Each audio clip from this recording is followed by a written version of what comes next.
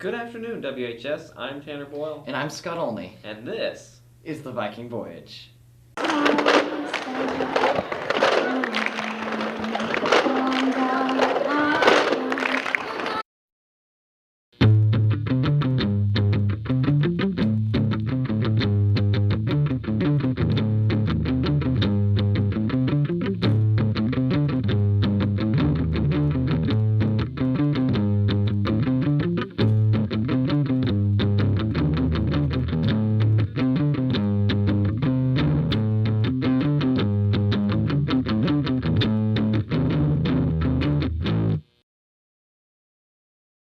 There are supernatural happenings going on the golf course, and this is largely in part due to the Berthoff family. Our very own Riley Osen took a look into the dynasty of the Berthoff family. The Berthoffs are a well-known athletic family in Winfield. I sat down and talked with them. When did you start playing golf? Oh, probably when I was like 5 or 6. I started when I was in 5th grade. I was the manager on the girls' golf team. What made you want to play golf? My dad was real big into golfing, and I just saw him that he enjoyed golf, and I decided that I would try it probably. What do you think about your sister and your dad all playing golf? Well, we live on a golf course, and they both enjoy golf like I do, so naturally they're going to play it a lot. What made you want to play golf? Well, when I was the manager, I really didn't have a choice but to play or rake range balls, and I'd rather play than rake range balls. What do you think about your brother and your father all playing golf? It's nice. It gives me someone to play with. Even though they're always trying to beat each other, they're still brother and sister. Are you proud of your sister? I don't want her to get a big head, but yeah, a little bit. Are you proud of Sam for how good he is at golf? Yeah, I'm proud that he's starting to work a little harder. Dave Berthoff isn't only their dad, but he's also their coach. Did you always want them to be as good as they are at golf? I was just glad they were playing. It was fun to go out with them and play. I never knew if they would decide to play golf or track or whatever, so it didn't really matter to me. I kind of liked playing with them. Are you proud of them? Oh yeah, I'm proud of both of them. Now for the question that really needs to be answered.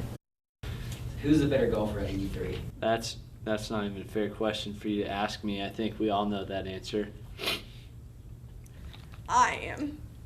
I mean, they've came close a few times, but they haven't pulled through. I've beat him a few times recently.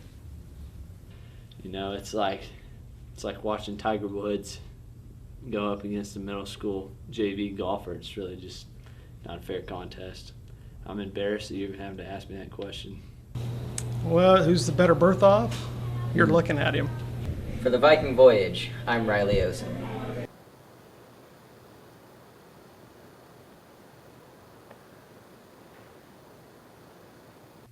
Balancing work and school can be difficult, but our very own Sang Tai clears things up for us.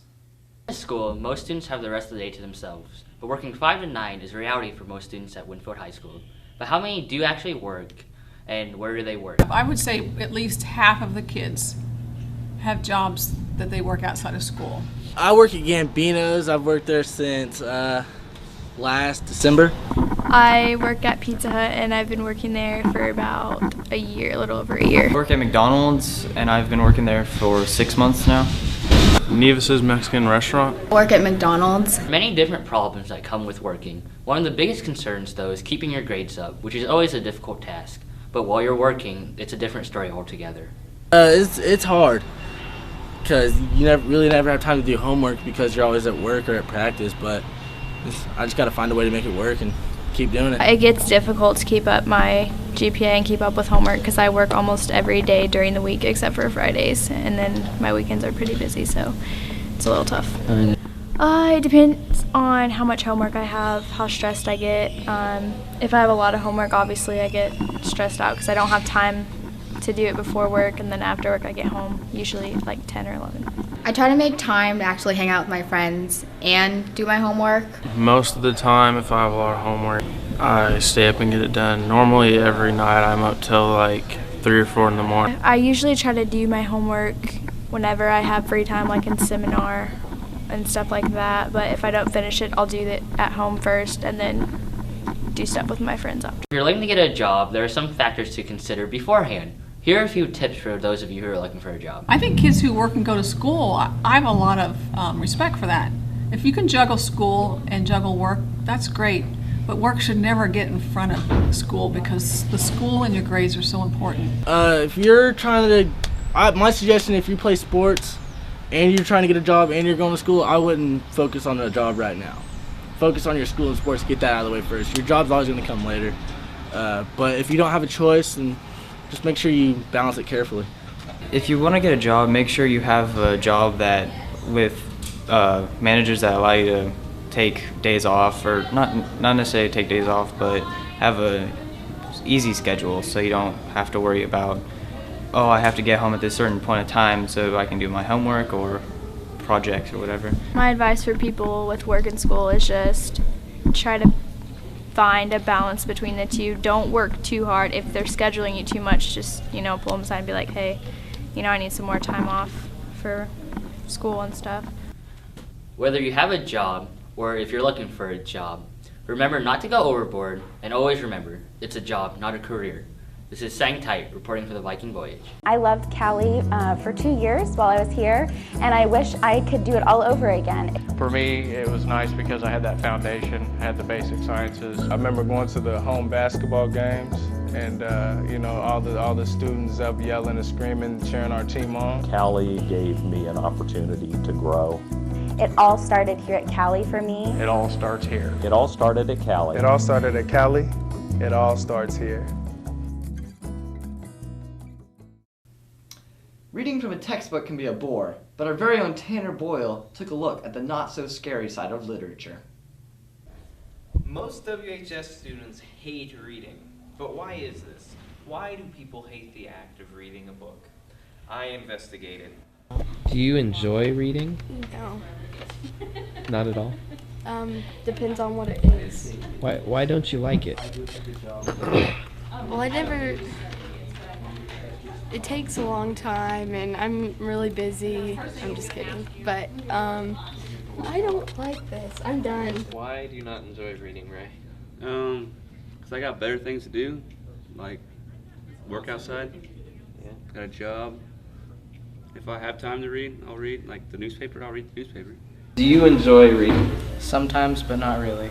It depends on what I'm reading, I guess. What do you enjoy to read? I like reading mostly comic books because there's also pictures, so it's like easy to read.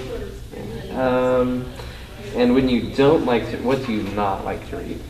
Textbooks, obviously. I don't really like reading like really sophisticated books, like, I don't know, Pride and Prejudice. I just don't understand what's going on ever. Do you enjoy reading? Yes. What do you enjoy reading most? I like reading a variety of things. Such as? I like reading fiction a lot, mainly. I also like what they assign us in English, like a lot of people. And what is it you do not like reading? I don't really like biographies. They kind of bore me. It really depends on the writing style of the author. Do you read on a regular basis? Yeah, I do. I like to read books and novels, graphic novels, comics, web design pamphlets. Do you think, with what you do read, do you think you get beneficial knowledge from it? Not really, but it's just fun to read. Sometimes. Do you think you gain beneficial knowledge from what you read? No. Well, I don't know. When I read books like by Chuck Palahniuk, he'll teach me how to make like napalm, but I don't know if that's good. And do you think you get beneficial knowledge from what you read? Yeah, definitely. It really helps you to succeed if you actually read the book instead of just going on SparkNotes. So would you recommend every student read? Yes.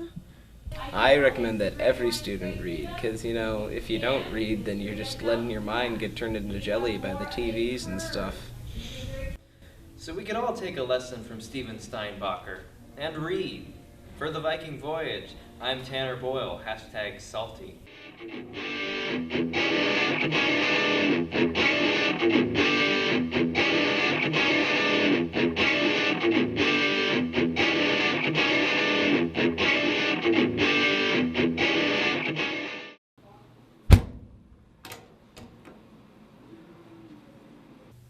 Fret no more. Here's Haley Mers and her story on stress.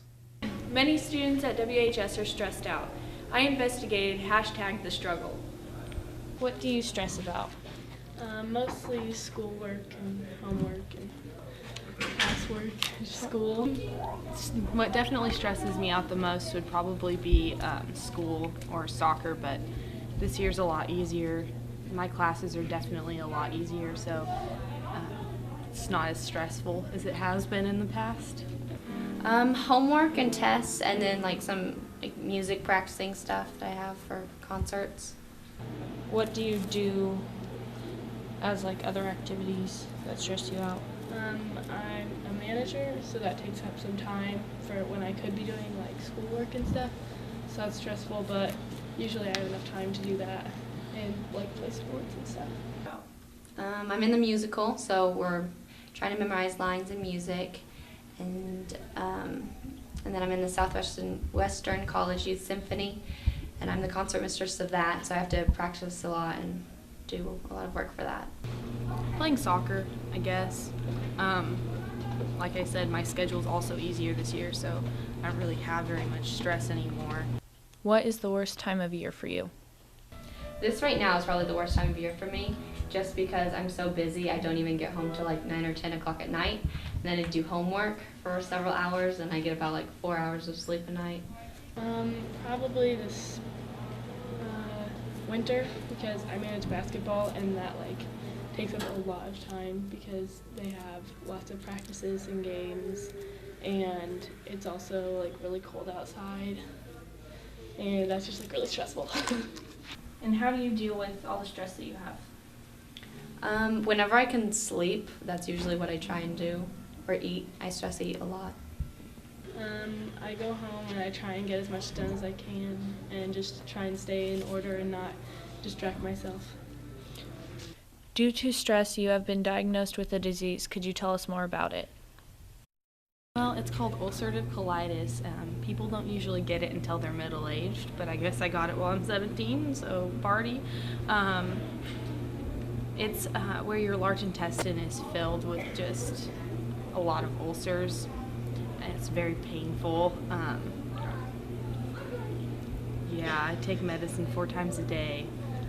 It's really gross, but I mean, you gotta live with it for the rest of my life. So, yeah. For the Viking Voyage, I'm Haley Mers. If the fox could speak, what would it say? Here's Natasha Numpensong with her story on What Does the Fox Say? A song that seems to be getting stuck in everybody's head is called The Fox by Ylvis. Its ridiculous lyrics and infectious beat is what makes it so popular.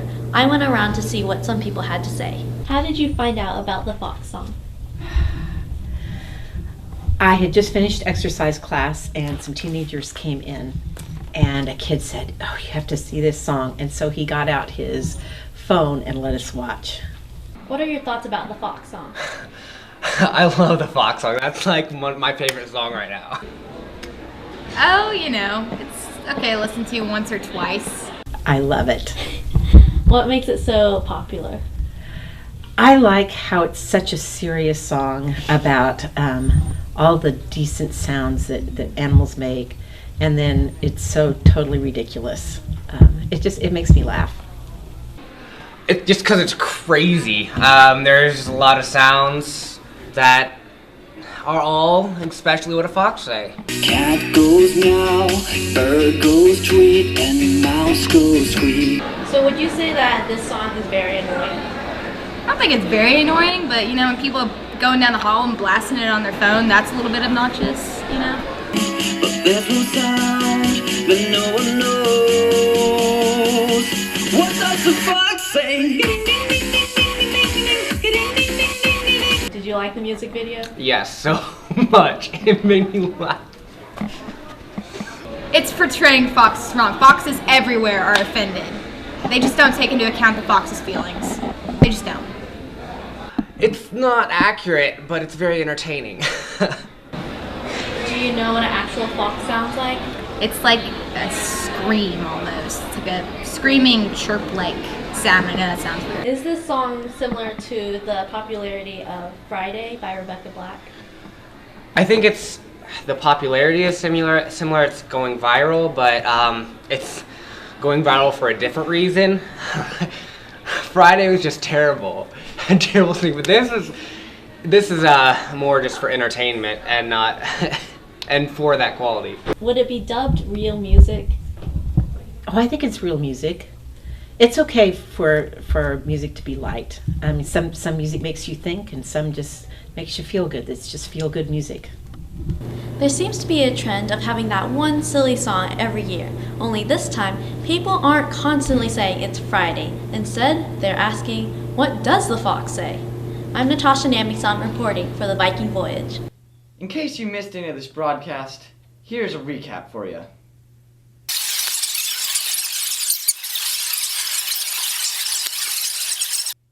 You're welcome.